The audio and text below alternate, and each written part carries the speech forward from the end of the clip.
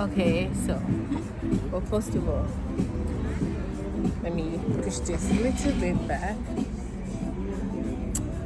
I just came to tell you, whoever is listening or watching this, that the world is bigger than your fear.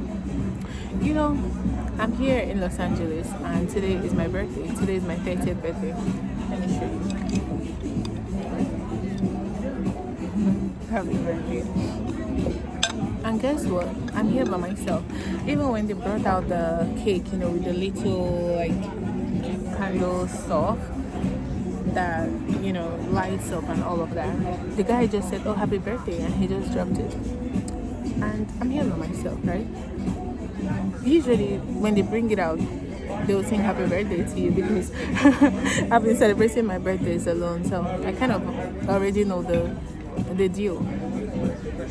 And people here were looking at me. I'm sure they're probably thinking, "Oh, get what?" Well, I think I've gotten so used to navigating life that I'm not afraid of anything. There is absolutely nothing that terrifies me. Thinking about turning 30 made me excited. I was ecstatic. I was happy. And for so long, I've thought about my 30th birthday, what I'm going to do. And when people ask me, "Oh, who are you celebrating it with?" It just shocks me because I'm the entire party. It's me. I'm what else? What am I supposed to do? And this is even if I had partners. My birthdays, for the most part, I celebrated 30 birthdays, and at the very least, I've celebrated 25 completely by myself. And I've seen that most times, right? When I meet people who are just like, "Oh, my birthday is not a big deal," or "I don't celebrate my birthday," it's usually, "Oh, I don't have anyone to celebrate it with." And I'm just like, "What do you mean you don't have anyone to celebrate it with?" I don't know what it is that creates this fear in people. Fear to live alone, fear to do things alone, fear to navigate life alone. And it pains me to my core. A little bit of a background, right? Of course, I've turned 30 today. But the thing is, I've been to over 100 cities by myself. I've been to 42 countries, and out of those 42, I went to 40 alone. Actually, 41, because the one that I went with my sister was a country I'd already been to by myself. I just told her, "Oh, will you join me?" So, in a sense, 41 countries completely by myself. And when people hear this, they're like, "Oh my God, I couldn't do that." Well, the thing is, if you're looking for a reason to be scared, you will see. Most times there are very understandable reasons to be afraid. But when I was younger, my mom always told me that if I was looking for a reason to be unhappy, I would find the reason. For example, today, right? I went to Santa Monica Beach, and nobody prepared me for the traffic in LA because it took me 35 minutes to get there, but then it took me over 2 hours to come back. I've spent a shit ton of money, and it's beginning to piss me off. But at the end of the day, I think about the fact that if I want to get upset right now, all I have to do is think about the traffic. Think about the fact that I spent a stupid amount of money. I spent $64 going, I spent $97 on Uber today coming back, and then the food I ate here was not that great. But then I spent $120, and I'm just like, "Oh shit." But at the end of the day, I remember that I can always find reasons to be happy.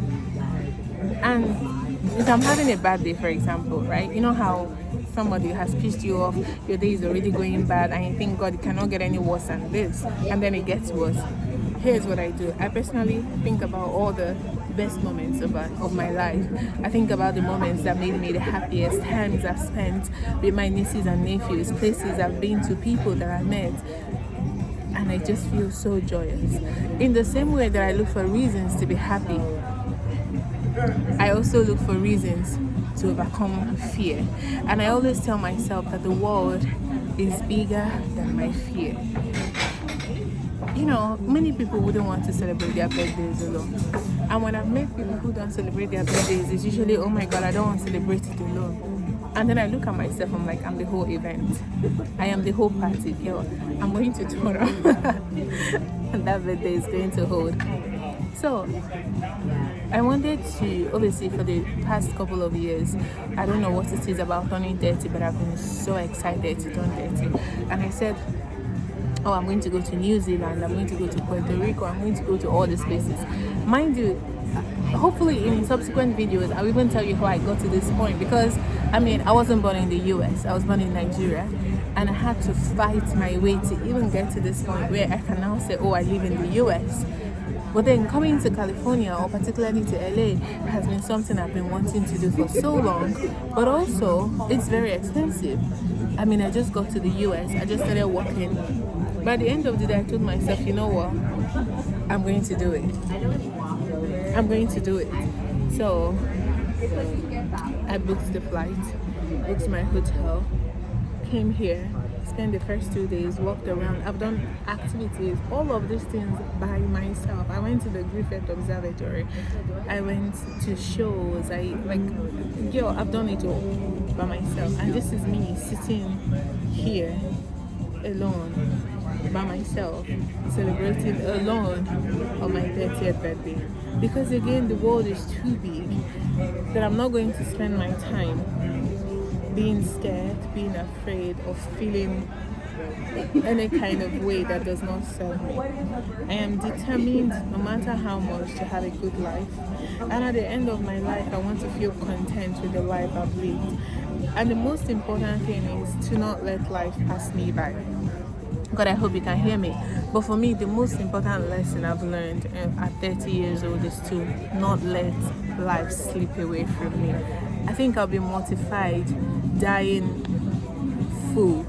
And by dying full, I mean dying with all these things inside me, all my dreams, goals, aspirations, things that I've wanted to do that I never got to do. I want to die empty. I want to die finished. And by finished, I want to feel like at the end of my life, I'll be happy to die. I can finally say, oh God, yeah, I cannot wait to die, because I'm dying empty. I'm giving everything that I can, whether it's pouring into people or pouring inside me. Which is why I came to tell you today. I don't know you or your story or anything, but I just wanted to let you know that the world truly is bigger than your fear. I don't know what it is that you're afraid of, but hopefully, I think it's somebody else's birthday today. Think about the fact that somehow life will keep moving. So it's very important that you move through life with yourself. And whatever it is that you're afraid of, I hope you also remember that life itself, the world itself, is truly bigger than your fears. So for me, whatever it is that I'm afraid of, even things as, I was going to say as mundane, but it's not necessarily mundane, but you're also remembering that a day after my 28th birthday 2 years ago, I almost drowned. I almost drowned in a pool in Barbados, and I think about it and it sends shivers to my spine, like the fact that my life was almost over, but it has not stopped me from going to the pool. God, it did not stop me from going to the pool today. I still went to the pool, I still walked around, I was happy, because at the end of the day, I am determined to not rob myself of life. I'm determined to enjoy life in whatever way, shape or form, and I'm going to reflect it back to you. I hope you remember.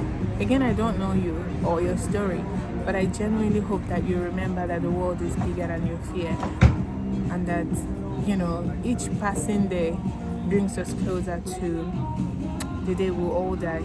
As morbid as that sounds, because people like to think that we're so special, we're not going to die. No, you and everyone you know and love would one day die. I think about my own demise every day. Some days I wonder, what exactly is going to kill me? How will I die? How long will I live? What time of the day will I die? Will I be happy? Will I be sad? And when I think about these things, rather than live in oblivion and think, oh, I'm not going to die. No, you're going to die. Maybe not today, but even if it's in the next 100 years, well, guess what? Death is waiting for all of us. So when I think about death in these situations and kind of imagine my own mortality, I just try in any way, shape or form to propel my life, to live life in a way that feels true to me.